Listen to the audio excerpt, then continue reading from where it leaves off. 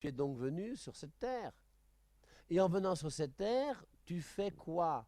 Tu vis quoi? Quel est le but de ta vie? Et c'est pour ça que c'est important de comprendre que lorsque Dieu a créé Adam et Ève, en créant Adam et Ève, Dieu a créé en même temps un jardin. Et dans ce jardin, il a mis un arbre très important qui se trouve au milieu du jardin. Cet arbre, je vous rappelle, ce n'est pas l'arbre de la connaissance du bien et du mal. Et l'arbre qui est au milieu du jardin, on l'appelle l'arbre de la vie. Parce qu'au milieu du jardin, le lieu le plus important de ce jardin, c'est là où se trouve l'arbre de la vie. Parce que Adam, qui a la vie humaine, n'a pas la vraie vie. Ève, qui a été créée par Dieu et qui a la vie humaine, n'a pas la vraie vie. Parce que la vraie vie, c'est cette vie qui est au milieu du jardin. Et cette vraie vie, c'est laquelle? C'est la vie divine. Tu as été accouché par ton père et par ta mère. Et grâce à ton père et à ta mère, tu as reçu une vie qu'on appelle la vie humaine. Cette vie humaine que tu as reçue n'est pas la vraie vie. Et la véritable vie pour nous, c'est laquelle? La véritable vie pour nous, c'est cette vie divine que Dieu veut nous donner. C'est un don gratuit de Dieu. Lisons Éphésiens chapitre 2, le verset 8, où il est dit, je vous lis, c'est par la grâce en effet que vous êtes sauvés, par le moyen de la foi, et cela ne vient pas de vous, c'est le don de Dieu. Et cet arbre de vie qui est au milieu du jardin, c'est le don de Dieu. Maintenant, tu peux accepter d'entrer dans le plan de Dieu, tu peux refuser le plan de Dieu. Ça dépend de toi. Pas de ton père, pas de ta mère, pas de ton fiancé, ta fiancée, ton je sais pas qui, ton je sais pas quoi. Ça dépend de toi, toi-même. Qu'est-ce que tu penses de ce que tu es aujourd'hui? Qu'est-ce que tu penses de ta vie? Quand tu réfléchis sur ce que tu es et ce que tu vis, qu'est-ce que tu penses et qu'est-ce que tu dis? Alors, je vous rappelle, dans Jean chapitre 1 au verset 12, à ceux qui l'ont reçu. Alors, je vais encore faire une petite parenthèse. Je n'aime pas les traductions. Vérifiez dans votre Bible. Si votre Bible, dans Jean 1.1, dit au commencement était la parole. Si c'est marqué au commencement était la parole, il faut corriger. Il faut dire au commencement était le Verbe. Parce que celui qui est au commencement, c'est Jésus-Christ lui-même. C'est le Verbe. Le Verbe, c'est la deuxième personne de la Trinité. Et au commencement de toute chose qui est Dieu lui-même, en Dieu, il y a le Verbe qui est là, qui lui aussi est Dieu. La parole de Dieu n'est pas Dieu, mais le Verbe, lui, il est Dieu. Jean 1.1, au commencement était le Verbe, et le Verbe était auprès de Dieu, et le Verbe était Dieu. La traduction au commencement était la parole, et la parole était auprès de Dieu, et la parole était Dieu, est une traduction erronée. Et dans Jean chapitre 1, verset 12, pour ceux qui lisent régulièrement la Bible, si on met au commencement était la parole, on dira par elle, il a donné le pouvoir de devenir enfant de Dieu. On ne devient pas enfant de Dieu par la parole de Dieu. On devient enfant de Dieu par Jésus-Christ, par le Verbe qui s'est fait chair. Et c'est pour ça que quand je vous lis cette traduction, qui malheureusement est une traduction non catholique, mais c'est celle que j'ai utilisée longtemps dans ma vie, donc c'est pour ça que je vous la lis, mais à tous ceux qui l'ont reçu, elle a donné le pouvoir de devenir enfant de Dieu. Ça c'est Jean 1.12. À tous ceux qui l'ont reçu, elle a donné le pouvoir de devenir enfant de Dieu. Ce n'est pas la parole de Dieu qui te donne le pouvoir de devenir enfant de Dieu. C'est Jésus-Christ lui-même. Ce n'est pas la parole de Dieu qui a été crucifiée pour toi sur la croix. Ce n'est pas la parole de Dieu qui te sauve. C'est Jésus-Christ qui te sauve. Et Jésus-Christ est plus important que sa parole. Et c'est important de bien faire la distinction entre le Verbe qui est Dieu et la parole de Dieu. La parole du Père Ave Marie n'est pas le Père Ave Marie. Bon, c'est un petit détail, mais c'est des choses qu'il faut comprendre. C'est important avec le temps. Alors maintenant, à ceux qui l'ont reçu, à ceux qui ont reçu Jésus, à ceux qui ont accepté dans leur cœur d'ouvrir leur cœur pour dire à Jésus, je te veux et je t'aime, eh bien à ceux qui l'ont reçu, il a donné le pouvoir de devenir enfant de Dieu. Tu peux devenir enfant de Dieu. Devenir enfant d'un homme, c'est avoir la vie humaine. Devenir enfant de Dieu, c'est avoir la vie divine. Et tu peux recevoir la vie divine. C'est cet arbre de vie dans le jardin d'Éden qui est là au milieu du jardin. Et cet arbre de vie symbolise la vie divine que Dieu veut donner à Adam et Ève qui ont la vie humaine. Et c'est pour ça que nous sommes sur terre. Je vous rappelle Romains chapitre 8, verset 29. Ceux qu'il a connus d'avance, Dieu a connu d'avance l'homme qu'il allait mettre sur la terre. Dieu a pensé l'homme avant de créer l'homme, comme Dieu a pensé le soleil avant de créer le soleil. Dieu a pensé l'univers avant de créer l'univers. Et lorsque Dieu a pensé à créer cet univers extraordinaire, lorsqu'il a pensé à mettre l'homme sur la terre, il a pensé l'homme avec 2 pieds et chacun 5 orteils, ce qui fait 10 orteils sur les 2 pieds, avec un nez, 2 narines, une bouche, des dents, qu'on allait manger, on allait respirer. Il a pensé l'homme, et en créant l'homme, ceux qu'il a connus d'avance, donc l'homme, il l'a pensé d'avance, il l'a prédestiné à devenir semblable à son Fils. Et j'ai été créé par Dieu pour devenir semblable au Fils de Dieu. Et je suis sur terre pour devenir fils de Dieu. Voilà le but pour lequel Dieu t'a créé. Tu as été créé par Dieu pour que dans ta vie humaine, tu puisses recevoir la vie divine. Et au terme, pour faire vite, mon bonheur, ce sera lequel? Je vous rappelle qu'avant la création du monde, il y avait la seule réalité qui existait, c'est Dieu lui-même qui est Père, Fils, Saint-Esprit, la Trinité. Quand le Fils de l'homme reviendra dans sa gloire pour juger les vivants et les morts et qui jugera le monde entier, il y aura le Père, le Fils avec le Père et Marie et l'Esprit Saint. Et moi, je viens de nulle part, je viens du néant, mais Dieu a un bonheur pour moi, et ce bonheur, c'est que je puisse vivre éternellement le bonheur du Fils au sein même de la Trinité. Voilà pourquoi tu as été créé. Tu veux entrer dans ce plan, tant mieux. Tu veux pas, tu t'opposes, et tu as le droit de t'opposer à Dieu. Deutéronome 30,15. Je mets devant toi le bonheur et le malheur, la vie et la mort, la bénédiction et la malédiction. Choisis. Qui choisit? C'est toi et toi seul. Et maintenant alors, qu'est-ce que j'ai choisi pour ma vie? Moi, j'ai choisi de porter cet habit qui est là. Vous le trouvez beau, vous le trouvez laid, ça m'est égal, mais j'ai choisi de devenir frère de Saint Jean. J'ai choisi de devenir religieux. J'ai choisi de faire des vœux, il y en a 3, vœux de pauvreté, chasteté, obéissance, et je fais les efforts, le plus d'efforts possible pour vivre le mieux possible ces 3 vœux. Et j'espère au jour de ma mort que, ayant vécu une vie conforme à ce que Dieu veut, que Dieu puisse me prendre avec lui dans son paradis, et je suis persuadé que j'irai au ciel. Non pas à cause de moi, mais à cause de l'amour de Dieu. Quand on voit que Dieu a pardonné à la femme adultère, et qu'on voit la miséricorde de Dieu pour cette femme, on comprend que forcément il sera miséricordieux aussi pour nous. Et que si on fait des efforts pour suivre selon son plan à lui, forcément il ne peut être que content. Rappelez-vous, dans le livre de Job, au chapitre 1 et 2, on voit comment Job est un serviteur de Dieu, et Dieu dit à Satan, « As-tu vu mon serviteur Job? Il n'a pas son semblable sur la terre. » Et Dieu est fier d'avoir un serviteur comme Job qui est là. Et Dieu est fier de voir ceux d'entre nous qui, comme chrétiens sur terre, acceptons de vivre l'évangile dans notre vie. Et la vraie question que nous devons nous poser, où est-ce que j'en suis, moi, aujourd'hui, dans ma vie, dans cette relation amoureuse avec Jésus-Christ? Parce que le chrétien, c'est quoi? C'est un amoureux passionné de Jésus-Christ. Je préfère cette définition à celle donnée par les églises de réveil, choisir Jésus-Christ comme son Seigneur et son Sauveur. Ça ne me plaît pas beaucoup. Et ça me paraît très bizarre. Le chrétien, c'est celui qui un jour a rencontré Jésus, et dans cette rencontre avec Jésus-Christ a changé de vie.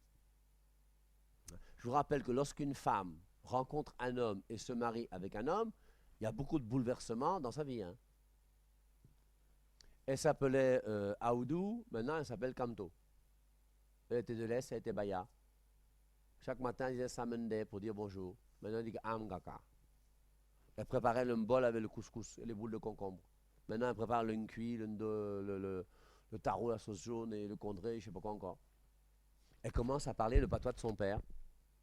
Et il y a ce changement. Et elle sera enterrée dans le village de son mari. Et donc, on voit comment une femme qui va rencontrer un homme à cause de cet homme va changer de vie. Son patois n'est plus le sien, mais le patois de son mari. Sa culture reste la sienne, mais elle épouse en même temps la culture de son mari. Et nous, comme chrétiens, nous épousons aussi la manière de voir et de faire de Jésus-Christ. Et il faut que chacun d'entre nous, nous puissions entrer dans l'esprit du Christ, l'Esprit Saint si vous voulez, entrer dans la manière de faire de Jésus. Et qu'est-ce que Jésus-Christ nous demande? Et aujourd'hui, chacun d'entre nous, est-ce que tu reconnais dans ta vie, officiellement et clairement devant Dieu, qu'il y a des actes que tu poses qui sont des actes qui ne sont pas conformes à ce que te demande Jésus-Christ? Et si c'est le cas, c'est très important de pouvoir voir où tu en es. Alors on pourrait, vous voyez, commencer par voir, à partir des 10 commandements. Premier commandement, tu n'as qu'un seul Dieu que tu adoreras. Est-ce que réellement sur terre, tu n'as qu'un seul Dieu que tu adoreras? Alors je vous rappelle que tous ceux qui disent qu'on adore la Vierge Marie, ce sont des menteurs. Il n'y a pas d'adoration de la Vierge Marie chez les catholiques. Et c'est pour ça qui m'intéresse. Mais là, ce qui m'intéresse, c'est est-ce que toi, dans ta vie, tu vas chez les marabouts? Quelle est la place de la tradition dans ta foi de chrétien? Est-ce qu'en tant que chrétien, est-ce que tu arrives à faire la part des choses entre ce que Jésus-Christ te demande et ce que ta tradition te demande? Je pense par exemple à mes frères Bamileke, pour ne pas les citer. Est-ce que tu acceptes que le Christ puisse transformer ta manière de penser et ta manière de voir? Et est-ce que tu penses que la manière de voir du Christ est plus intelligente que ta culture? Tout le problème avec les Kamites aujourd'hui. Tous ces gens qui veulent revenir à l'Égypte, aux dieux égyptiens, parce qu'ils veulent revenir à leur culture. Est-ce que la vérité se trouve premièrement dans la culture, ou est-ce que la vérité se trouve premièrement dans la bouche de Jésus-Christ? Qu'est-ce que tu préfères? Est-ce que tu préfères Dieu et sa parole, ou est-ce que tu préfères ta culture? Tu choisis, tu es libre, tu es libre. Moi-même, j'ai une culture. Je suis breton. Et pour ceux qui connaissent un peu la France, les régions très traditionnelles, c'est la Bretagne et la Corse. Et nous avons une culture bretonne, des chants bretons, des instruments bretons, de la nourriture bretonne. Et maintenant, est-ce que parce que je suis breton, c'est ma culture bretonne qui est la meilleure de toutes les cultures qui existent sur la Terre? Personnellement, je ne le pense pas. Et je ne pense pas qu'un homme sensé et intelligent puisse croire que sa culture est la meilleure de toutes les cultures du monde entier. C'est pour ça que ce que je crois aussi, c'est que le fait de voyager à travers le monde entier va te donner un regard plus critique sur les connaissances qu'on t'a enseignées là où tu étais, soit dans ton village, dans ta culture, dans ton pays. Et c'est pour ça que le fait de pouvoir se confronter à d'autres cultures est toujours très intéressant. Et dans les cultures de tous les hommes de la Terre, il y a des choses qui sont bonnes. Et dans ces cultures qui sont des cultures qui proviennent des hommes, forcément, il y a aussi des choses qui sont moins bonnes. Et il faut être capable de discerner dans ma culture ce qui est conforme à ce que Dieu veut et ce qui n'est pas conforme à ce que Dieu veut. Et maintenant, il faut, moi, en tant que chrétien, que je puisse m'engager à savoir qu'est-ce que je cherche et qu'est-ce que je veux. Est-ce que je crois que Jésus-Christ est la lumière du monde? Ou est-ce que je crois que ma culture est la lumière du monde? Jean 8,12, je suis la lumière du monde. Jean 9,5, je suis la lumière du monde. Et Matthieu chapitre 5, juste après les béatitudes, Matthieu chapitre 5, versets 1 à 11, ce sont les béatitudes. Et juste après les béatitudes, il y a ces petits versets qui sont le verset 13, 14 et 15. C'est vous qui êtes le sel de la terre. Mais si le sel devient fade, avec quoi le salera-t-on? Il n'est plus bon qu'à être jeté dehors et foulé aux pieds par les hommes. Matthieu chapitre 5, verset 14, c'est vous qui êtes la lumière du monde. La lumière du monde, c'est Jésus. Jésus-Christ, lui, il est parti auprès de son Père. Et qui va être lumière aujourd'hui? C'est toi. Et c'est pour ça que Jésus-Christ a voulu une église. Et aujourd'hui, c'est l'église qui est la lumière de Dieu. Parce que la parole de Dieu a été transmise par le Christ à son église. Et c'est l'église aujourd'hui qui donne cette lumière. Et moi qui fais partie de cette église, est-ce que moi aussi, dans mon comportement, je suis lumière du monde? Dans ma famille, dans mon milieu de travail, dans ma communauté paroissiale, est-ce que je suis quelqu'un qui essaye de vivre l'évangile? Tu n'as qu'un seul Dieu que tu adoreras. Est-ce que tu pratiques encore le culte des crânes? Est-ce que tu vas chez les marabouts? Est-ce que tu demandes de temps en temps à un marabout qu'est-ce qui m'arrive dans ma vie?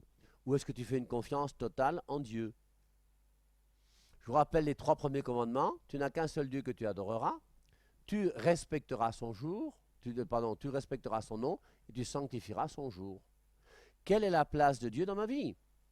Vous écoutez l'émission du Père et de Marie, mais vous n'allez jamais à l'église le dimanche. Posez-vous des questions, il y a quelque chose qui ne va pas. Et ne croyez pas que parce que vous êtes assis pendant 25 minutes pour écouter le Père et Marie, que vous avez pointé votre dimanche. Maintenant, où en es-tu, toi, dans ta relation avec ton Dieu? Si on reprenait les églises dans l'Apocalypse, dans l'Apocalypse chapitre 2 et 3, où on parle des 7 églises, la première église, c'est l'église d'Éphèse. Et Jésus-Christ reproche à l'église d'Éphèse, donc les chrétiens qui sont dans cette église d'Éphèse, il leur dit, j'ai contre vous que vous avez abandonné votre premier amour. Beaucoup d'entre vous, vous avez fait la communion. Vous étiez à l'église quand vous étiez petit. Pourquoi aujourd'hui avez-vous abandonné cette église? Si je parle à quelqu'un, tant mieux. Et je ne peux pas continuer à écouter le Père de Marie, que ce soit à Canal 2, à la radio, sur YouTube ou ailleurs, sans vouloir transformer ma vie et comprendre que je ne peux pas être chrétien sans appartenir à une église et sans profiter des biens que l'église me donne. Et le premier bien que l'église me donne, c'est la parole de Dieu. Et le deuxième bien que l'église me donne, ce sont les sacrements. Et nous avons besoin des sacrements et de la parole de Dieu pour nous sanctifier. Il ne peut pas y avoir de sanctification sans la parole de Dieu et sans les sacrements. C'est pour ça qu'un chrétien qui n'appartient pas à une église, c'est un chrétien bizarre. Parce que Jésus-Christ lui-même dit, Matthieu 28, 19, « Allez de toutes les nations, faites des disciples, baptisez-les au nom du Père et du Fils et du Saint-Esprit. » Donc je ne peux pas être chrétien sans être baptisé. Surtout que la première épître de Pierre, chapitre 3, verset 21, dit que le baptême qui vous sauve, le baptême sauve. Romains 6, 3 nous rappelle, « Ignorez-vous que lorsque vous êtes baptisé dans la mort de Christ. » Et le baptême me plonge dans la mort de Jésus-Christ, et me plongeant dans la mort de Jésus-Christ, me sauve. Et comme chrétien, j'ai besoin du salut. Et ce salut m'est donné par l'Église. Et c'est important de revenir à l'Église que le Christ a voulu. Et de m'engager à pouvoir remettre mes pieds. S'il y a des gens qui m'écoutent sur cette émission et qui depuis des années et des années ne sont pas retournés vers leur curé ou vers leur paroisse, je vous demande, si vous voulez être des chrétiens intelligents, de vous débrouiller à retourner un jour à l'église. Et aller à l'église à votre messe du dimanche pour recevoir la parole de Dieu et si possible recevoir l'Eucharistie. Parce que l'Eucharistie, c'est le corps à corps avec Jésus. Et ce corps à corps avec Jésus-Christ, c'est Jésus-Christ qui a eu cette relation amoureuse avec nous. C'est pour ça que quand on a compris ce que c'est que le corps à corps avec Jésus-Christ, on fait comme le Père et Marie, on a un nom nouveau qui nous est donné par Dieu, et ce nom nouveau, c'est Madame Jésus. Et mon nom à moi, ce n'est plus Père Hervé Marie, mon nom c'est Madame Jésus, parce que je le piffe mal et il me y a mot. Et lui et moi, nous vivons ensemble cette communion amoureuse qui existe entre un homme et une femme qui se donnent corps à corps dans le mariage. Genèse 1, 28, Dieu les bénit. Et il leur dit, soyez féconds, multipliez la terre, remplissez-la. Et Jésus-Christ a voulu que nous aussi, comme chrétiens, nous vivions ce corps à corps avec lui à travers l'Eucharistie. Or, cette Eucharistie, tu ne peux la recevoir qu'à l'Église. Et nous n'avons pas le choix, mes amis. Il faut de temps en temps qu'on prenne nos pieds et qu'en prenant nos pieds, nous puissions nous diriger vers l'Église la plus proche autour de chez nous et puis qu'on puisse accepter d'assister à cette messe dans laquelle l'Église va nous donner la parole de Dieu et l'Eucharistie. Parce que nous avons besoin de la parole de Dieu et des sacrements pour nous sanctifier. Et c'est pour cela que Jésus-Christ a voulu une église. Et c'est pour ça qu'un chrétien ne peut pas être un chrétien sans église. C'est impossible. Alors on a réfléchi longtemps sur le canal 2, là, sur le discernement des églises. Alors je ne reviens pas dessus. Et c'est important que chacun d'entre nous, on puisse comprendre que le Christ a une église, qu'il est mort pour son église. Matthieu 16, 18, Pierre, tu es Pierre, sur cette pierre je bâtirai mon église, et les portes de la mort ne pourront rien contre elle. Éphésiens chapitre 5, verset 25. Marie, aimez vos femmes comme le Christ a aimé l'Église et s'est livré pour elle. Il l'a rendue sainte et sans tache. Et l'Église pour nous aujourd'hui, elle est sainte et sans tache. Quelle Église? L'Église que le Christ a voulu, l'Église que le Christ a fondée, parce que cette Église est pour nous notre moyen de sanctification. Je vous relis Éphésiens 5, 25. Marie, aimez chacun votre femme, comme le Christ a aimé l'Église et s'est livré lui-même pour elle, afin de la sanctifier après l'avoir purifiée par l'eau et la parole, pour faire paraître devant lui cette Église glorieuse, sans tache ni ride, ni rien de semblable, mais sainte et sans défaut. Et l'Église du Christ est sainte et sans défaut. Et cette Église du Christ qui est sainte et sans défaut, elle est sainte et sans défaut. Pourquoi? Parce qu'elle nous donne la parole de Dieu qui est sainte, elle nous donne les sacrements qui sont saints. Et c'est dans cette Église que nous trouvons le milieu dans lequel nous pouvons nous sanctifier. Chers amis, bon dimanche à tous et à dimanche prochain.